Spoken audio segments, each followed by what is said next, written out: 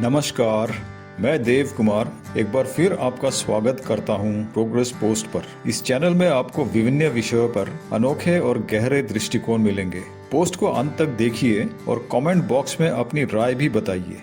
सबसे पहले तो क्षमा चाहता हूं इतनी लंबी समय के अनुपस्थिति के लिए। आशा है कि आगे ऐसे रुकावट नहीं आएगी।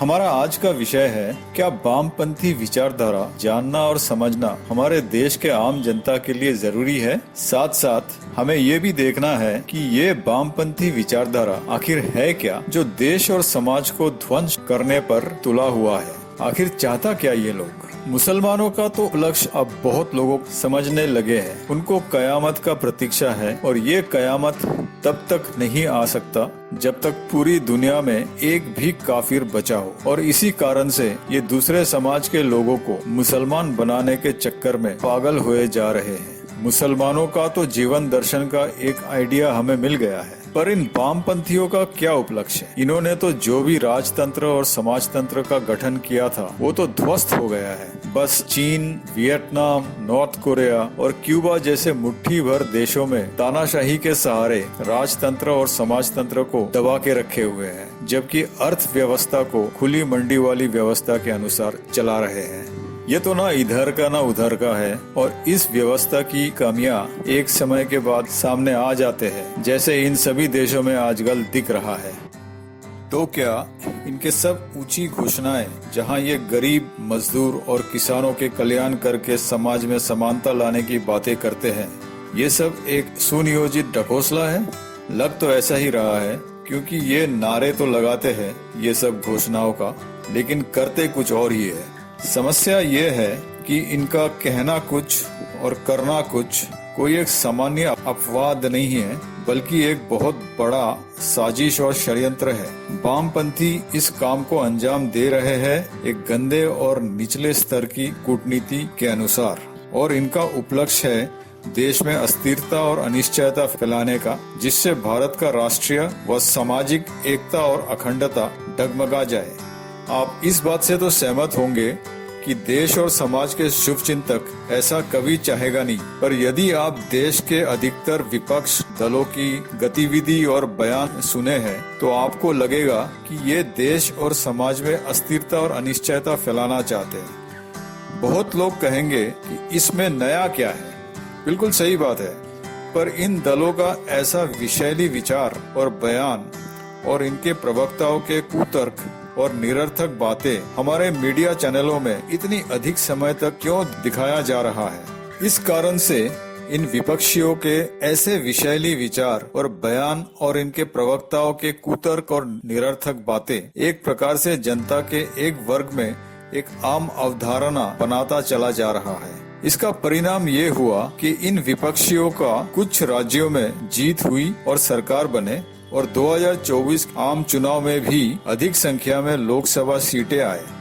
ये अलग बात है कि जिन राज्यों में विपक्षी जीते और सरकार बनाए, उन राज्यों की आर्थिक दुर्दशा सबके सामने है। चिंता इस बात का है कि हिंदू समाज का एक बड़ा गुट बार बार विपक्षियों के वामपंथी विषैली विचार और बयान और इनके प्रवक्ताओं के कुतर्क और निरर्थक बातों में आ जाते हैं। आपके मन में ये बात आ रहा होगा, यहाँ सभी विपक्षियों को वामपंथी क्यों कहा जा रहा है। दरअसल वामपंथी या कम्युनिस्ट, जो भी आप इन्हें कहना चाहते हो, इतना तो समझ गए हैं कि भारत में कम्युनिस्ट पार्टी का लाल झंडा लेके कुछ हासिल नहीं कर सकते, बल्कि आज इन कम्युनिस्ट पार्टियों की अस्तित्व पर प्रश्न चिन्ह लग चुका है। एक और महत्वपूर्ण बात यह है कि भारत वाले कम्युनिस्ट हमेशा से ही विदेशी कम्युनिस्ट ताकतों के निर्देश पर चला है और आज भी चल रहे हैं। पहले सोवियत संघ और चीन के कम्युनिस्ट नेतृत्व के निर्देश पर चलते थे, और अब क्योंकि सोवियत संघ खत्म हो गया तो उसके स्थान पर आ गए पश्चिम के बेरूपी कम्युनिस्ट एलिट वर्ग जैसे जॉर्ज सोरोस।